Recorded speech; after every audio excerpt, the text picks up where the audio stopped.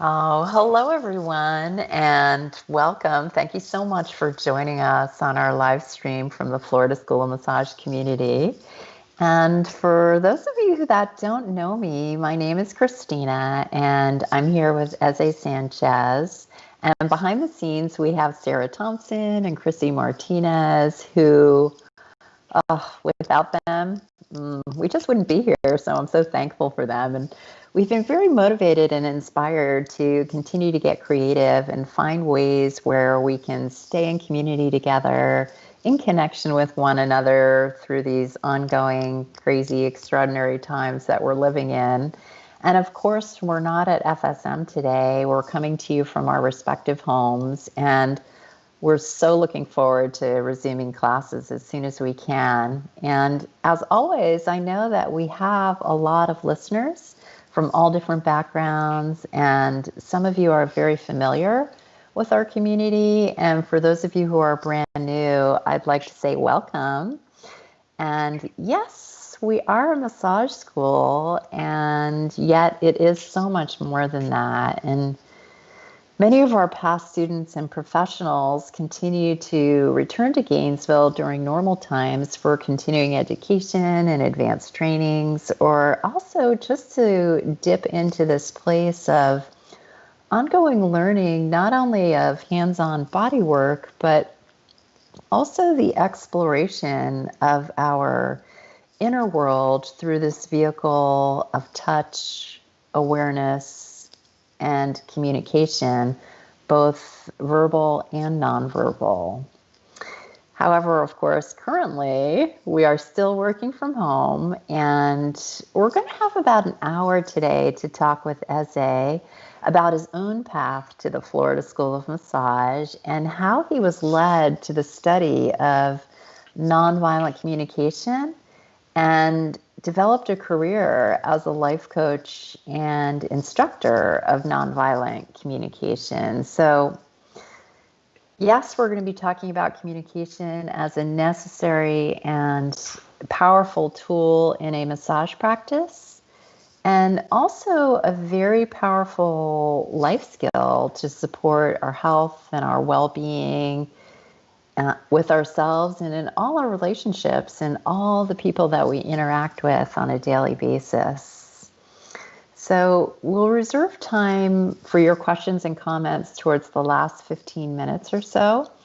And I know you're either joining us on Facebook, YouTube, or LinkedIn. So please just type your comments or any questions that you have into the chat. And it's our goal to interact with as many of you as possible. And go ahead and like this video too. If you're joining us on YouTube, you can like the video and subscribe to our YouTube channel by hitting that red button below. And you can also hit the notification button so that you'll get a reminder when we're going live. And for those of you on Facebook, you can also like this video and follow us there. And Sarah and Chrissy will be monitoring the chat for us, and we'll have them come into our conversation later. So again, I'm here with Eze Sanchez, and Eze, welcome. And of course, you've been a part of the massage community for years now, and I know some of our listeners who may be new to the Florida School of Massage community, and of course, some will know you very well. So before we move into our discussion, why don't you just tell us a little bit about your background and what originally inspired you to study massage all those years ago, and actually how you were led to FSM. Okay, yeah. So first thing I want to say, it's so I'm so excited to be here. This is so great. I consider FSM to be a home for me. There's like many homes for me, like parents' home. That's always like a home, and then wherever I live. And FSM is one such place where I really consider it was a home to me for 6 months. And I started out in mechanical engineering. Like now it seems like wow, so far away and so different from where I'm at now. I was sort of on this path. I graduated. I was good with numbers, so I was told you do engineering. I did engineering. I was an intern. I had a job lined up. I was doing my bachelor's and my master's, And it dawned on me that I was totally miserable. It wasn't what was interesting to me, and I didn't know what was. So I went in search of that. I left school, I left my job, I left the country. I went to Peru in search of a shaman to give me some guidance, some spiritual insight. And I did many different ceremonies, many different modalities. And I first came into energy work. That was sort of my first contact with body work, a more subtle form of body work. Um, and I was reading a book, visiting some friends in Colorado, and the book said something like body, mind, and spirit are like water, vapor, and ice. They're seemingly very different, but they're made of the same substance. And then Mm-hmm. it dawned on me, like, I want to learn how to work with the physical body. And I had known about FSM, people had talked about it, but then when it dawned on me, I said, that's where I'm going. And I emailed somebody, and then they said, yeah, you just apply. And then I did. And then I went to FSM. That was my journey to going to FSM. Love that. And you speak to what so many of our students tell us when they first come to look at the school or check it out, or maybe they heard about it from a friend, is that that they went through high school and then they jumped into some form of study, like in your case, engineering. And then we just kind of jump into something, right? When we get out of high school and not really knowing, like, is this something I'm going to love, or am I passionate about it? We just are, as you say, guided into a path. And then it's so powerful that you were able to recognize that you were really unhappy or not enjoying yourself, and also that you chose to do something about it. And we tend to get a lot of people through the program who are either like yourself, young and just coming out of high school or college and not sure what their job is going to be. But we also get people coming through who either have lost a job or have retired or have been in the same track for 20 years, like didn't know how to get out of that, and then suddenly had the calling to switch directions and choose a new career path. So that's I'm so glad you told that story, because it's something we hear all the time. Mm. And the thing is that it doesn't matter when you jump in, right? Because it's you can always start a new path at any point, no matter what the age of your life. And so you graduated from FSM in 2016, and I know that you Yeah. felt skilled and well equipped to do massage, and maybe even still do some massage. On the other hand, you decided really not to go into full-time massage, and you just went a whole nother direction. So what led you to nonviolent communication, or studying nonviolent communication, and the direction that you decided to go in? Yeah.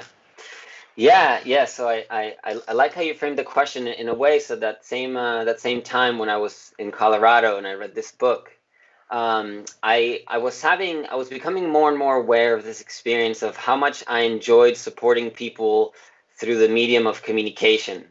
Mm, I was staying with a couple of friends, and I could see, like, I would watch them talk to one another, and I could watch, like I could almost see, it wasn't actually seeing, but I could almost see the miscommunication happening. Like, one person said this and the other person heard something slightly different, it was that's such a passion for me to be able to say, did you say this thing, and then did you hear it like this, and then how is it for you to hear it this way? And I was becoming more aware of this phenomenon of communication, and the impact that it can have on people. And so I mentioned I was doing body work, energy work, like the subtle right. form of body work. And I had 4 sessions with this woman in Colorado. And for the first 3 sessions, I just listened to her. We didn't get to, like, actually do the work, but she would tell me, "Wow, last session was so powerful. So much moved in me, from that energy. Then, like, I applied to this new job." Like, she was telling me about all these changes she was experiencing, and it had to do with listening. And Mm. so I went to FSM, and there was still this curiosity in me, and it just kept growing. I was fun fact, I was given the communication stick at FSM, for those of you who know what that means. And so I would have classmates. They would come and talk to me. They would tell me things. I don't know why I'm telling you this. I've never told anybody. I've just been really passionate about listening. and there was somebody that was, I guess they were shadowing the program, they were visiting the program for just 3 days, and they were also a life coach. And like once I heard that term, like it all clicked in place for me. Like this is what I've been doing, and this is what I want to do. And so as I went through the program, I was doing it with the awareness. I know that I want to be a coach, and I want these to be tools that I can use to support me in my coaching. Wonderful, wonderful. And so, do you want to talk a little bit about Satvatove too in that study? Sure. Yeah, I can mention Satvatove. So I started my training, my learning in NVC just before, like I would say maybe 6 months before I got involved with Satvatove. And Satvatove's approach is very similar. There's a lot of overlap with NVC. There's some differences, but a lot of overlap where their mission statement is spiritually based, personal and group transformation through empowered communication, courageous introspection, and purposeful action. And Nice. so again, this fascinated me. I had a friend who said, I'm doing this Satvatove thing. It's like a communication thing. And I said, I'm there. He said, well, I'm actually not doing it. I'm just letting you know that's fine. I'm doing it, like communication, sign me up. And so, yeah, practically every chance that I've had to continue with Satvatove or NVC ever since I've started some 4 years ago, I've been taking it up. That's fantastic. It really does sound like a lineup, all of these things, like one thing led you to another, and yet they all have so much in common. And of course, at the Florida School of Massage, one of our main courses of study is communication and, learning how to be good listeners, of course, but not only just listening to our clients, but also learning how to listen to ourselves. And so can you describe for our viewers what Gnvc means, like for those of us who aren't as familiar with it, and also like what some of the defining principles are? Yeah, definitely. I really like really how you said it about FSM to others and to ourselves. I could describe MDC in one way as that. It's about listening to others and to ourselves. To describe it in one word, I would say it's about connection.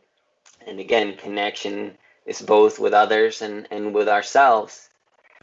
And one primary paradigm that I like to describe is to switch from correction to connection. I know, like, I have so much conditioning in my relating with people that it's about proving that I'm right or proving that they're wrong or correcting.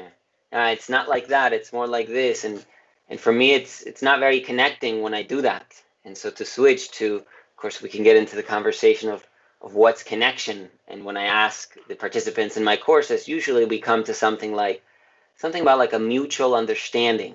There's like a shared reality that we can both sort of be with together. And this for me is really the foundation that everything else that comes in NVC rests on. Nice. Yeah, when we were talking, when I was getting to meet you online in preparation for this live stream, you talked about a couple of things that sounded really interesting. One was becoming aware of needs versus strategies. Yeah. And, to me, that also sounded like learning how to find your voice and, how to express what it is that you're needing in relationships. So could you talk a little bit more about that, like what that means? Definitely. Needs versus strategies, and definitely. So that there's four primary elements in NVC. So this is the observation. So this is what can be called camera and microphone language, meaning describing things as they could be recorded with a camera and a microphone. Then there's connecting, expressing, listening for feelings. And then the last two are what you're getting at, is the needs and requests. So needs, in a way, this is like the crux, the cornerstone of NVC, how it differentiates it from other communication modalities, at least that I'm aware of, is this idea of needs. Now, sometimes the word needs can be intimidating for people because we've also learned that we shouldn't need things and we should be independent and what have you. Okay, so could say wants or desires, values. One participant recently called it core components of well-being. And so what these point at, they're impersonal experiences, impersonal qualities like respect and honesty and warmth and closeness and connection and shared responsibility, teamwork, these things that we can, at least I can confidently assert that we all want as human beings, and that they're not tied to a particular person doing a particular thing. So these are needs. Mm-hmm. We can usually boil them down to one or two, maybe three words, like to be heard, such a powerful human need, mm-hmm. or value or desire, to omit the word need, versus a strategy is one way that I've come up to meet my particular need. So like, let's say the need for attention, something that I personally find so enriching to get attention. Also, I have so much cultural training that it's shameful and bad and icky to want attention. Oh, they just want attention, right? So like, okay, strategy for attention might be that I go to like coffee culture and perform on their Sunday night stage or whatever it is. Or it might be that I call a friend and I say, hey, can you just listen to me? For like you don't need to say anything, you don't need to solve anything. Can you just witness me having a process? Or maybe it's that I go out on the street and I yell and make a bunch of loud noise, because then people will look at me and I'll get attention. So it can bring us so much choice to make the distinction. What's the underlying value that I'm wanting to serve versus then what are so many strategies that I have?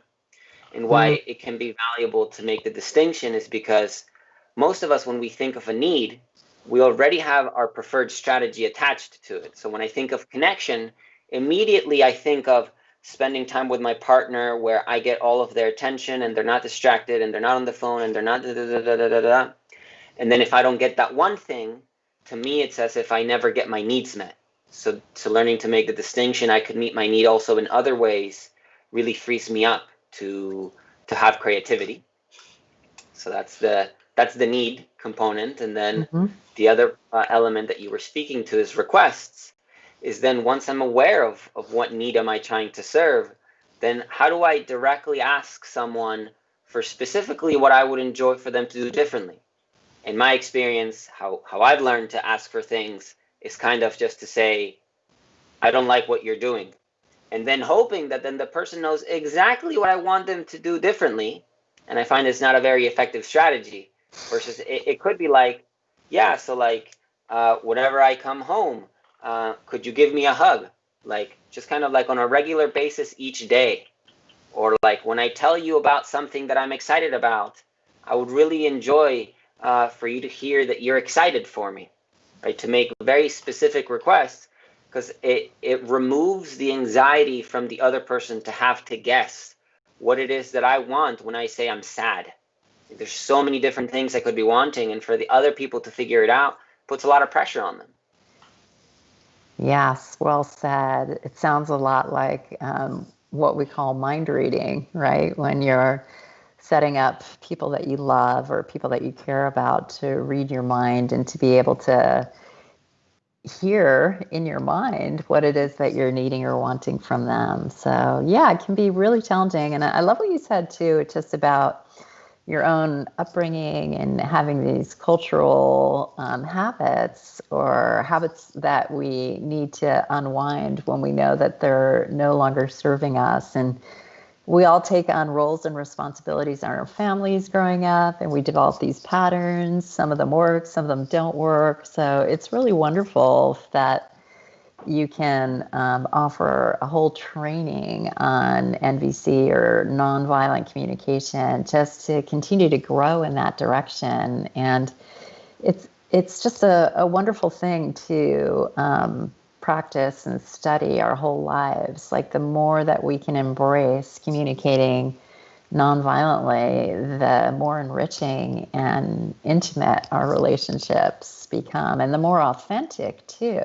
Yeah. Which that's kind of the purpose of life, in my opinion, is how do we become more authentically who it is that we want to be, who it is that we hope to be, who it is that we're meant to be, and carry on and live our best possible life. So I can see how your course of study has really inspired you and taken you in a whole different direction. And I was wondering, if you could share with our viewers, like maybe just give us an example of how your studies with Gnvc has impacted you personally and just improved your own well-being, if you had a story or two about that. Yeah. The first example that comes to mind is in my relationship with my mom, where for so long that I can remember, I've had this mantra that says I'm not loved, I'm unloved, I feel so unloved. And so, for example, something that Gnvc has helped me with is the distinction between a feeling and then what can be called a pseudo feeling or a faux feeling, where rather than talking about how I feel, I talk about what I think other people are doing or how they are behaving towards me. Like when I say unloved, this is not in itself a feeling that I feel. This is my way to describe what I think is going on for other people in relation to me. Like I think that other people don't love me. And so to make the distinction between I feel nervous and lonely and insecure, and there's like a certain kind of connection that I want, which involves like loving touch, and it involves like recurring verbal affirmation. Like I could say those are needs that I have in order to have a sense of closeness, a sense of being cared for. Then this, for example, has allowed me to switch from telling my mom, I feel so unloved by you, which like I'm not a mom, but from what I gather, that's like probably the most painful thing that a mom could hear from her child is, knife in the heart. You don't love me. Like the woman has given her life to like providing for me, and here I come along, Mom, I feel unloved by you. I mean, it was like really devastating for her and for our relationship for some time. And to instead be able to tell her, it's that it really helps me when you listen to me in this particular way, where like I really know that you get my experience, because like she's also had the conditioning where like the go-to is advice or problem solving, and then the way that I interpret her doing this would be like, it's bad if I'm sad, or it means that I'm defective, that's why she's trying to fix me, and so I can go into all kinds of evaluation. Sure. So to be able to tell her, I'm insecure and I feel lonely, and I like this particular kind of listening, really meets my need for like knowing that you're with me, then this has like so much transformed our relationship, where I'm opening up and like apologizing to her for these like this pain really that I've given her by blaming her for my feelings and all of these things. It's really been so transformative for our relationship. That's excellent. That's such a good story. And at FSM, we talk about, when we're in communication classes for the first time, we talk about learning how to make I statements about how we're feeling. And you're just describing that so perfectly. Like, I feel insecure, I feel lonely, all those things. It can be really challenging to speak those words for the first time. And it can take a lot of practice. And I love that story because, like you were saying earlier, actually it sounds like you're describing that difference between correction and connection that you mentioned earlier. And I imagine, like, if you say something to your mom like, you don't love me, or I don't feel loved, that feels like you're correcting her too, right? Like you're trying to correct her, to make her be someone different to meet your needs, with her not knowing exactly how to do that. And so, and really what you're both wanting, your mom and you, is that feeling of connection. So that's really a good example of that concept that you were talking about. I love that phrase, correction versus connection. It really says a lot about what you're studying and what you're teaching. Yeah, it really describes the essence of Gnvc for me. Yeah. So the other thing you talk about a lot with Gnvc is respect and empathy. And of course, we talk about that a lot too in the massage world, how we have to have that kind of radical respect for the people that we're coming into therapeutic relationship with. And at the same time, we have to have that radical respect for ourselves and also empathy. So tell us more about how this work with NVC has brought you more empathy and respect in your interactions in your life, not only in your work life, of course, but just in your life in general, right? Yeah. So for me, this has two components. Like, one way to describe it is that I like to empathize with others because it's good for me.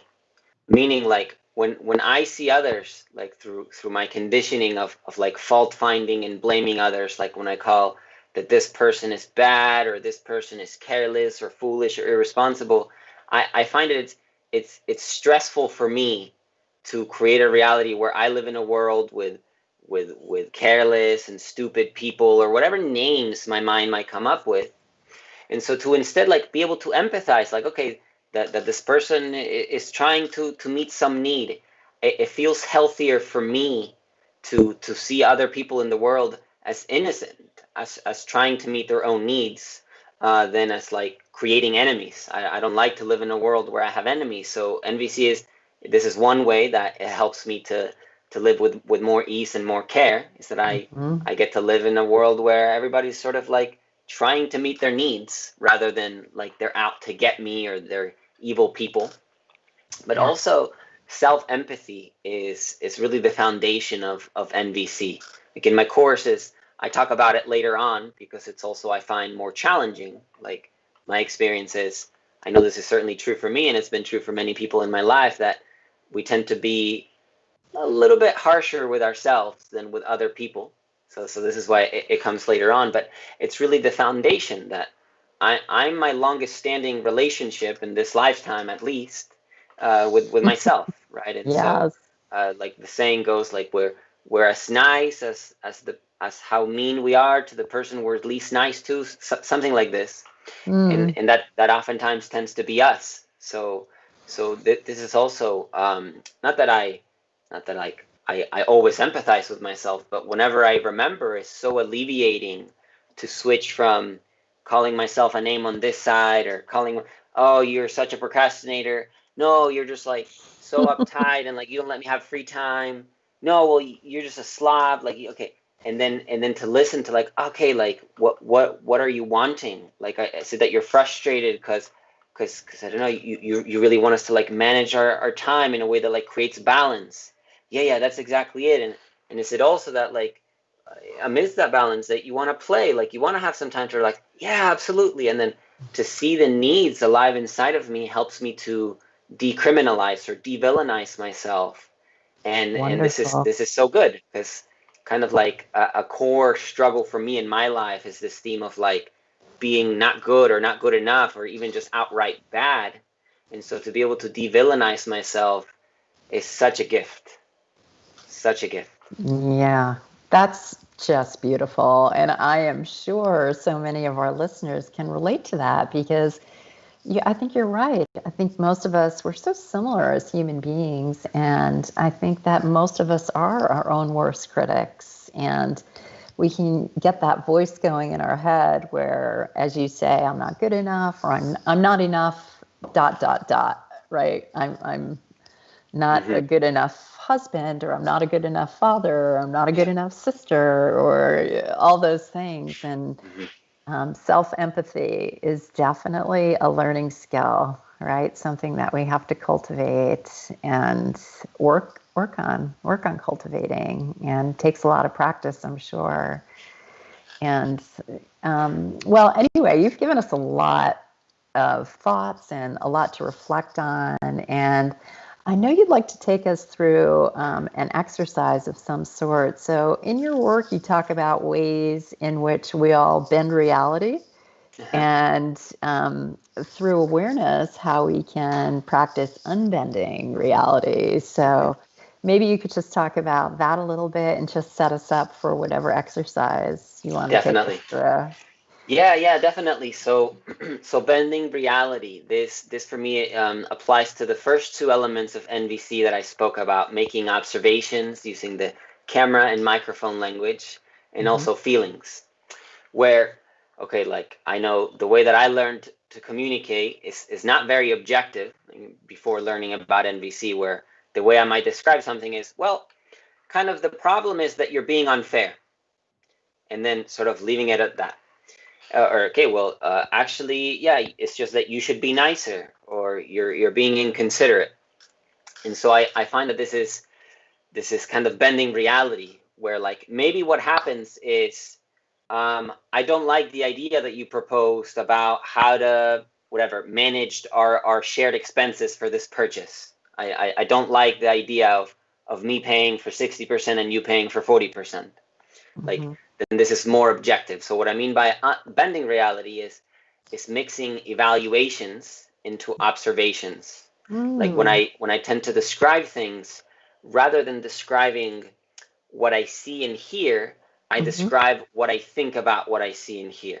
That was a reckless. That was reckless. The way that this driver moved into the lane, right? So even like the reckless. This is my interpretation of what's happening. Maybe what's happened is like, yeah, when he did that thing he did, I felt really scared. Like when he moved in like this, it was like, I don't know, he was like 6 inches away from the other car. Like this was really scary for me. Then this is what I mean by unbending reality, is learning how to describe what I see and hear without the overlay of my interpretation. And the same thing for feelings. Like, okay, you're being careless, or like it's just that I feel like you're selfish, right? Like the English language makes it really easy to bend reality, because we have this like facility where we can stick the word I feel in front of any phrase, and we can think that we're talking about our feelings. I could say, I feel like I got a bad deal. Like this is not a feeling. This is I could say, I think I got a bad deal. And so we can bend reality in this way. We're like, I'm just being honest. I'm just telling you how I feel. I feel like you're a jerk.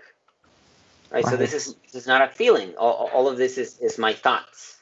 And so the process of unbending reality is slowing that down, right? Okay, what was it that I saw? What was the thing I witnessed that then created this feeling inside of me? That's the bending and unbending. And then what to do with that, because if we just do that part, okay, there can be value in, like, I might down-regulate my own anger response. I might find some ease by separating this, but then what to do with it? So then what's the need that's alive, and what would I like to do with it? And then that'll come in the second part of the process. So we can just go straight into the process, and if you find that there's any places where maybe what I said isn't making sense, then you can clarify, because then maybe the same is true for others. Okay, so I tend to do this with my eyes closed, just because it helps me to connect with my own experience. Sure. So first thing we can do is find a place where we might be bending reality. So what I mean by this is, maybe look within yourself at any, say, relationship in your life where you're less than 100% satisfied. Maybe if you find that you have any special names for this other person, whether it's inconsiderate or uncaring, or maybe it's that they should know better. Right. Whatever it is, you can find a relationship where you have one of these special names for this person. Special names meaning it's like a name that's maybe not so enjoyable because there's something happening that you don't enjoy.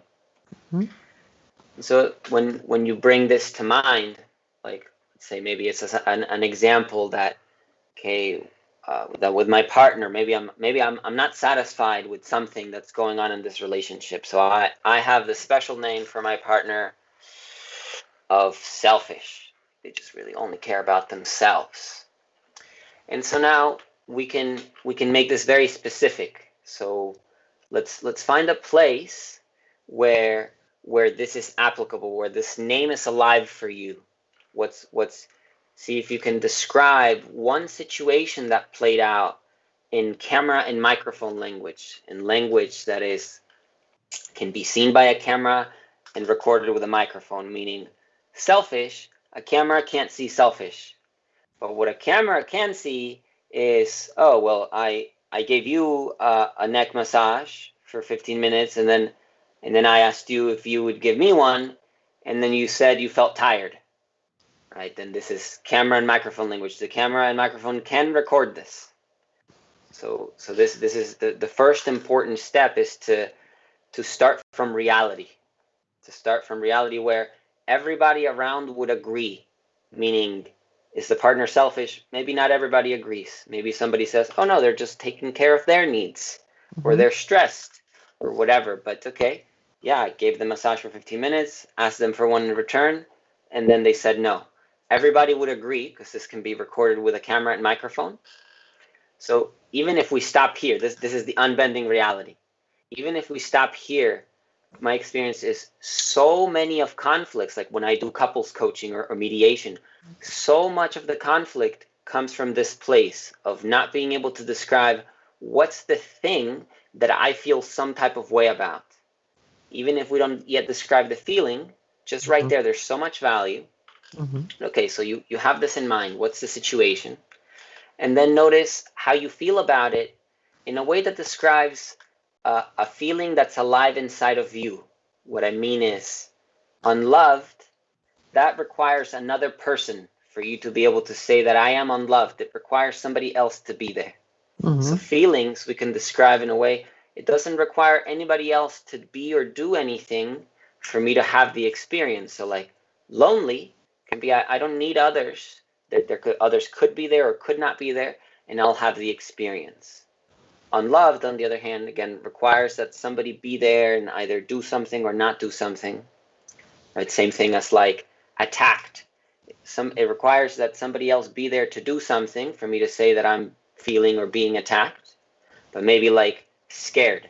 I don't need somebody to be there or not for me to be scared. I can be scared regardless of what the other person is or isn't doing. So then this is the second half of unbending reality, is then how do you feel about the thing that you saw? So this is unbending. And now how to use this energy. How to use this energy is then finding the need. Finding the need. What's missing for me? If we come back to needs that we can describe impersonally in 1, 2, or 3 words, like for me, it's about respect, or it's about knowing that I matter or being heard. Yeah, so then we can identify what's the need alive for me. It's that I want more closeness. It's that I want more mutuality between us, more reciprocity. How can I describe what I'm wanting in a way that doesn't yet get to the other person doing something?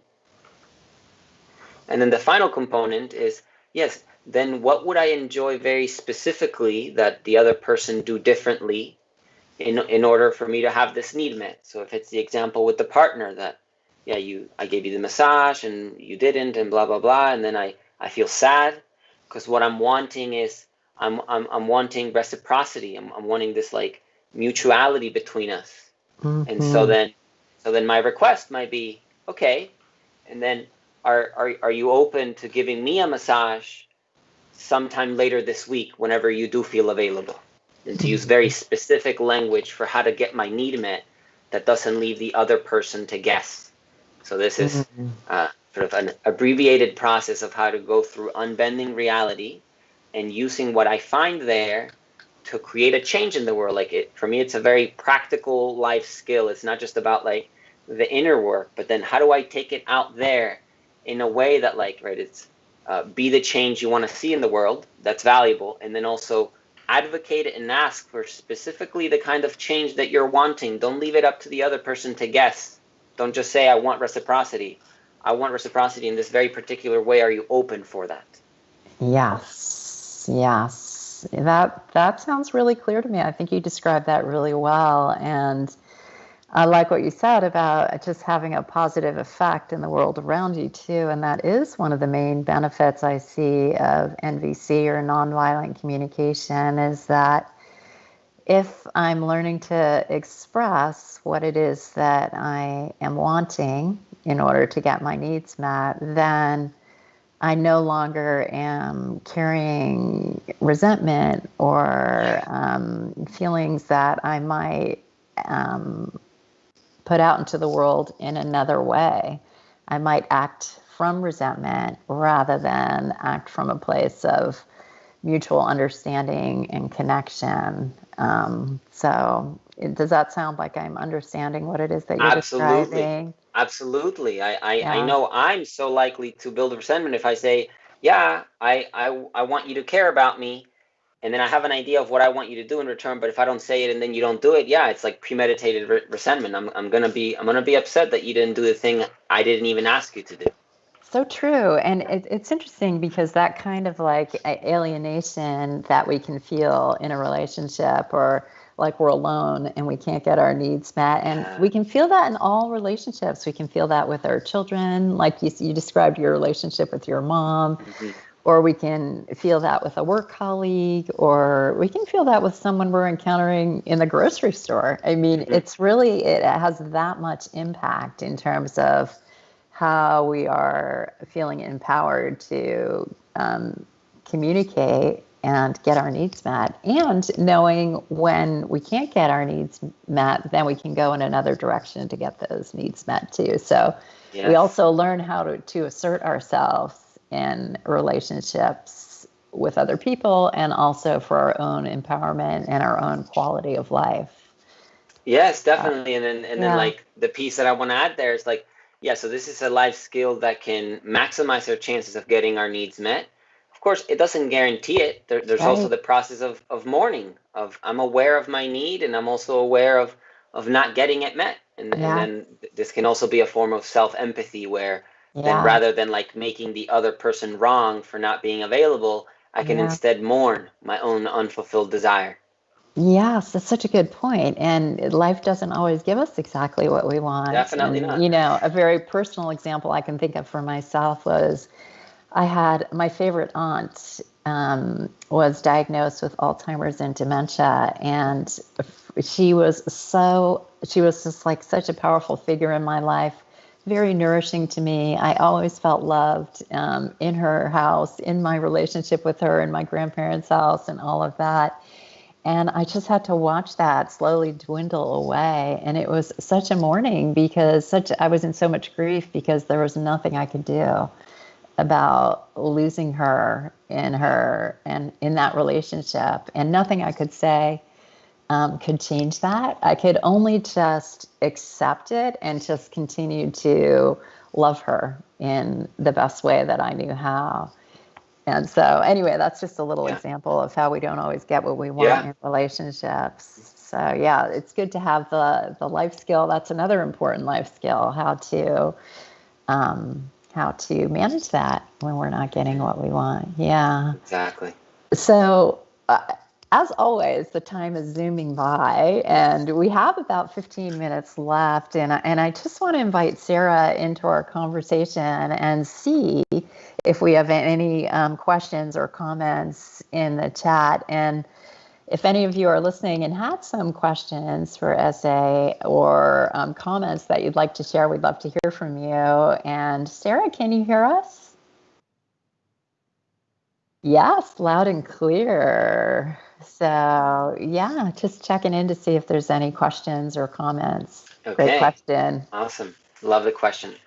So my current most rounded out working definition so of what violence would be is in this case communication, but any activity that will put others into distress. And so then nonviolence would be then the opposite of this, of how to communicate in a way that doesn't put others into distress. So, for example, when I use at any of the elements rather than describing things objectively, when I instead say, yeah, well, kind of, you're a slob, rather than saying, yeah, I see that the dishes are still on the table from your dinner last night, then this is more likely to put others into distress than to describe with the camera language what's going on. When I use feelings rather than faux feelings, like when I say like, yeah, I'm kind of like really disturbed by this, I'm perturbed, whatever it is, I'm annoyed, it's less likely to put others into distress than when I say, I feel like you don't give a about me. Then this is more likely to put them into distress. Similarly, when I name my need as my need rather than what you should do. Like, you should be cleaner will probably put someone to the stress more than like, I really like for the house to be clean. It's really enjoyable for me to sit with the open table. And then likewise, making specific requests is less likely to put others into the stress than leaving it open-ended. Yes, because I find anytime I have any ambiguity, I tend to fill it with kind of like the worst case scenario. If somebody tells me, hey, I want to talk, instantly I go to, what's going on? What did I do? I'm in trouble. Versus if it's a very specific message of like, this is what would enjoy, this is what I would enjoy. This is what would make my life more enjoyable is if you wash your dishes like, I don't know, within like 5 minutes of when you're done eating. Is this something that you're agreeable to? And maybe the person will say yes or no, but it'll chances are it'll put them into less distress than in being vague. Like, well, you should really be cleaner around here because, oh, well, what does that mean? I need to figure it out. So for me, it's language that is minimizing the amount of distress that we're inspiring for others. Yeah. Yeah, that makes a lot of sense. Sarah, does that answer your question, or do you have any more clarifying questions? Great. Eze, I want to ask you another question.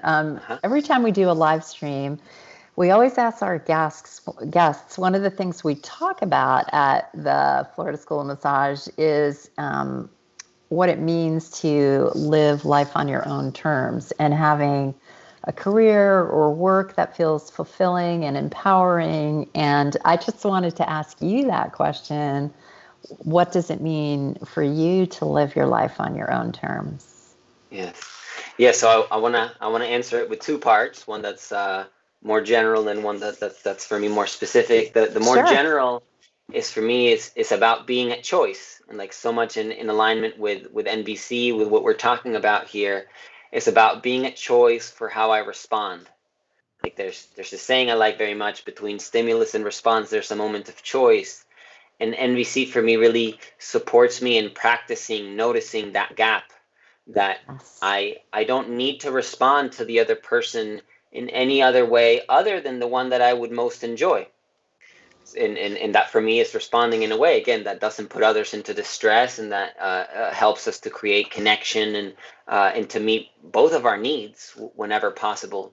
So for me, it's really about being at choice for how I respond to others. Like you mentioned earlier, how relationships determine the quality of our life. For me, that this is so true, that the quality of our communication determines the quality of our relationships, and then the quality of our relationships determines the quality of our lives. And for me, being at choice for how I respond, that I want to choose to respond in a way where it'll maximize the opportunity that I'll be heard in the way that I want to be heard. This is for me sort of the more general answer, being at choice, which Gnvc helps me with. And then the more specific answer to me, it's about like leading a life where my service, my career, my contribution, my services is something that I'm very passionate about. Like I shared earlier how I started in mechanical engineering, and then I wasn't very passionate about that, and so on my terms it would be finding what that is, and then I kept moving closer, like through energy work and then massage, and then finally when I switched from having a massage practice to focusing even more full time on what I love, this Gnvc training and coaching, this is such a big element for me of living life on my own terms. Beautiful. Thank you so much. It's just been so fun to talk to you, and I know we could probably fill several more hours with this conversation and topic, but Eze, do you want to share with our listeners like when your next nonviolent communication skills program will be starting? Yes, definitely. So I'll give two answers. One is that I'm a founding member of organization called Gnvc. That's the acronyms GNV for Gainesville and NVC put together because they overlap. Gainesville Nonviolent Communication. We offer 2 monthly workshops. We offer a very intro level workshop on the first Wednesday of each month. You can find all of this information on our Facebook and website. And then what we call Beyond Basics, which is just like slightly beyond the basics workshop on the third Wednesday of each month. So those are standing, those are ongoing. And then I also regularly offer 9-week series, both introductory level, intermediate level. And my next course is a course for couples that is starting in January of next year. You can also find that information on Facebook, or you can contact me directly for more details. It's also on my website. Okay, great. So is there a separate website for GNVC? Yes. So GNVC. Do you want to give us that website? Sure. That's gnvc.love. That's nice. gnvc.love. I love that. Yes. And of course, I want to thank you so much again for joining us. And if you guys have questions or wanted to get in touch with Eze and are interested in working with him, you can check out his website, which is ezesanchez.com. That's E as in Edward, Z as in zebra, Sanchez.com. Or you could call or text him, right? His phone number is 352-301-2034. And we'll include all of that in our show notes too. So if you want to later on tonight or tomorrow, you can go to our YouTube channel or Facebook and listen again to the recording, because I know there was so much information that Eze shared. And if you've enjoyed your time with us today, you can subscribe to our YouTube channel by hitting the subscribe button below. And then you can also hit the like button and share it with your friends. And you can click the notifications button to get a reminder. And you can also follow us and like this video on Facebook. And if you'd like to learn more about our school, you can visit our website, floridaschoolofmassage.com. And you can register for our live stream and newsletter, and you can contact us there, email us, and we'd be happy to connect with you and share more information and keep you informed about our new classes starting. Right now, we have a program starting at the end of January. And you can even set up a live call so that we can see you and talk about all the changes that we're making during this extraordinary time we're living in. So look for our email updates also for our next live stream in the new year. And again, I just want to say thank you to Eze and Chrissy and Sarah for all the behind the scenes support. And it's, as always, been so fun and such a joy to be together and just to have this conversation with you. So until next year, stay safe, be good to one another, be good to yourselves, and we'll see you soon. Thanks so much. Okay, I love the question. Yeah, for me, it's so much about needs.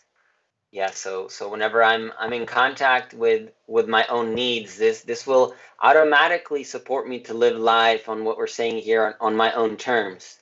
So a way that I can describe living life on my own terms is in a way that will meet my needs. So then if I follow my needs, like, okay, let's say I'm in the engineering job, and then let's say that I have some kind of a need for like making a meaningful contribution. Okay, I'm making a contribution, but it's not meaningful. So automatically, by pursuing how do I do that, then it's not that I'll necessarily need to rebel against social norms. It's not that to meet my needs, I need to like actively fight against, but that rather than doing what the creator of nonviolent communication would describe, rather than being good boys and girls, he said that the price we pay for being good boys and good girls is that we're depressed, because then we, rather than following our needs, we follow some arbitrary social norms or rules.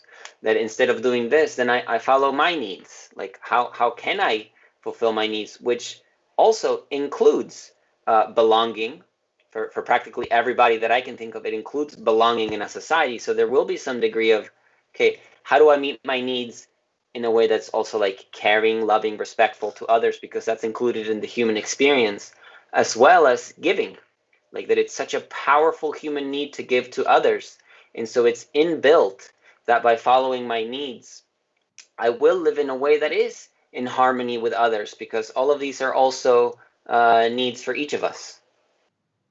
Yes. And I'll just add one more thing, and that is the essence of nonconformity. By being truly authentic with ourselves, frequently we have to break with conformity and how we may have thought we should be in relationship to any of the relationships in our life. And we talk about that a lot at the Florida School of Massage as well, and also in our education style, how to look at nonconformity in education and how we all learn differently. And this has to do with everything in life, whether you're studying massage or learning how to bake a cake, like we're all baking during this time, or learning how to have a better relationship with your child, your parent, your spouse, yourself, all of the above. So thank you so much for jumping in with that last question. That's a great one, and something gives us even more to think about. Anything else, Sarah, before we say all the best for the holidays and wish everyone a happy new year? I was just going to say a happier new year, a better 2021 for all mankind. Yes. Awesome.